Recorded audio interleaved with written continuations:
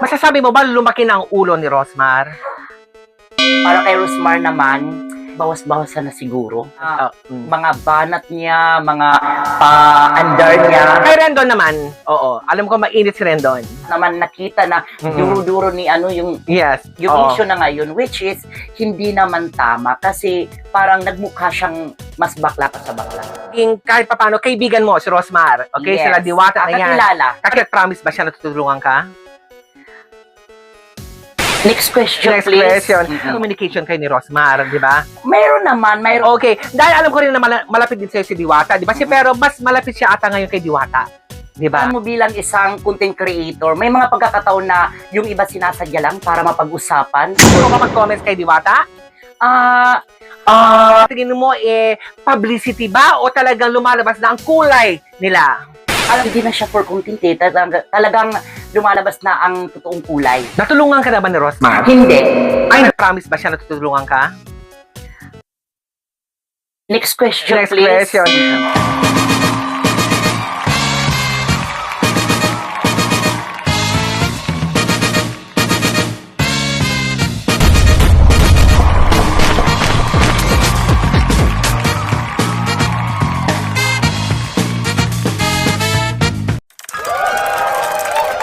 Welcome to DNA! Kaya mainit na usapan na kinahaharap ngayon ni Rosmar sa ni Rendon. Exclusive live na live, mga bagong revelasyon at pasabog tungkol sa mga nag-iinit na intriga at nagbabagang issue. Isisiwalat na mga kaganapan sa loob at labas ng showbiz. Now na! Yes! Gaano nga ba katotoo na talagang lumaki na nga ang ulo ni Rosmar at sa ni Rendon na talaga namang kahit sinong tao daw kaya nilang tapak-tapakan? Ay, Ayan yes. na! Just isang trending to na balita na talaga namang lahat nag-uusapan sa ngayon. Yes, lalo ka na magdala na facts. Isa ka sa mga kasamahan nila, sa mga sikat na content creator, di ba? Yung mga ganito pasabog ba, katingin mo, publicity ba o talagang lumalabas na ang kulay nila? Alam mo bilang isang content creator, may mga pagkakataon na yung iba sinasadya lang para mapag-usapan for the views, para maging bukang bibig sila sa mga taong bayan. Pero para sa akin naman, may mga talagang parang feeling ko lang sa aking opinion ko lang po ito, klaro ko lang na parang hindi na siya for content eh. Talagang lumalabas na ang totoong kulay. Alam ko naman na naging kahit papano kaibigan mo si Rosmar. Okay, Yes. sila Diwata na yan. Kakilala. Kakilala. Okay, kakilala. So, sa pagkakakilala mo ba kay Rosmar, paano nga ba? Sino nga ba si Rosmar sa pagkakakilala mo? Si Rosmar naman, nung una sa mga hindi nakakaalam, ay nabihisan ko na siya. Way back, hindi ko na alam kung anong taon yun, pero nabihisan ko na siya. Nung nagsisimula pa lang siya, talagang mabait naman siya. Nakikipag-usap naman siya. Hindi siya mahirap kausapin. Nabihisan? Anong ibig mo sa nabihisan? Kasi nagtatrabaho ako dati sa isang napakalaking network. So, mayroon kami doong mga episode na nagsisimula sa negosyo or mag-boyfriend-girlfriend. So, na future sila sa isang TV network. Okay. So, ngayon, di ba, kahit paano may communication kayo ni Rosmar, di ba? Mayroon naman, hindi parang chat, ganyan. Natulungan ka na ba ni Rosmar? Hindi. Ay, Hindi. Ay, hindi pa. Hindi. Ay, wala pa talaga. Wala. Oo. Siguro nag-reach out ng mga bahagya pero walang tugon. Walang tugon pa. Pero wala akong galit doon. Oh, Nag-try lang naman ako, na baka sakali ako. Since alam naman ng mga tao na kilala siya bilang nagbibigay tulong doon sa mga lumalapit sa kanya. Oo naman. Oo. Pero sa'yo ba, nag-promise ba siya na tutulungan ka? Next question, Next please. question. Okay. Dahil alam ko rin na malapit din sa'yo si Diwata, di ba? Pero mas malapit siya ata ngayon kay Diwata. Di ba? Opo. Oo. Ayan, mas malapit. Pero mas may nauna kang nakilala si Rosmar.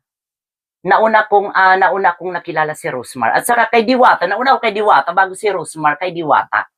Kay Diwata. Ayun, di ba? Gusto mo ba mag-comments kay Diwata? My friend, kung ano man tinatamasa mo ngayong tagumpay, good luck. Kapag mo lang, i-maintain mo. Yung mga basher na yan, ikaw nang magdadala niyan. Bahala kung paano mo sila papakitunguhan. Para kay Rosmar naman, parang siguro hindi ko alam kung entitled ako magbigay sa kanya ng advice. Ito advice lang naman. Para sa akin lang para sa aking opinion, bawas-bawasan na siguro. Ang alin? Yung Bahala na. mga banat niya, mga pa-under niya. Mm-mm. Hindi ko alam kung ano kasi, gaya ng sinabi niya, sabi ni Rosmar, ikaw pang nakatulong sa huli, nagkamali ka lang, nawala na yung mga naitulong mo. Lahat. So, ganun talaga yung pinasok mo ang ganitong Oo, bundo. So, bilang isang vlogger or content creator, di ba content creator siya, personality, showbiz personality na nga siya dapat maging responsibilidad din tayo kung ano ang mga nabibitawan natin at aksyon doon sa mga tao. Kasi hindi naman kaya nga 5 ang daliri natin, iba-ibang pantay kasi iba-iba yung utak ng tao. Masasabi mo ba lumaki na ang ulo ni Rosmar? Hindi ko masasabi na lumaki Yun na. ang sinasabi ng basher. Dami basher. Oo, lumaki. Hindi ko alam kung magkaiba yung lumaki ang ulo or ugali na talaga. Okay. Kay Rendon naman, oo. Alam ko mainit si Rendon. Si Rendon, para sa akin kasi nasubaybayan ko rin siya. Ito yung opinion ko lang din. Si Rendon kasi nagkaroon na siya ng issue before. Siguro binigyan siya ng pagkakataong muli na mabago siguro at inulit na naman niya ulit. Kasi nakita ko yung video, hindi naman ako gumagawa ng kwento, lingid sa ating kalaman na lahat naman nakita na duro-duro ni yung issue na ngayon, which is hindi naman tama kasi parang nagmukha siyang mas bakla pa sa bakla. Oh my God, matindi yun Oo. So, pero kung willing sila makipag-collab sa'yo, Magdalena, kasi Magdalena ka na di ba? Ang dami mo followers. So, willing ka ba? Sa akin naman, kung mapapanood nila ito, kung magtatanim sila ng sama ng loob or galit sa akin, okay lang. Pero kung magigipagtrabaho sila, kahit paano naman, why not? Rosmar is Rosmar. Brandon is Brandon. So, wala akong... Rendon pala. Tas, wala akong posisyon na tumanggi sa kanila. Kahit sino ba naman ang hindi ayaw, hindi makipag kay Rosmar at saka kay Rendon. So, kung bibigyan ako ng pagkakataon, why not? Trabaho lang, walang personalan.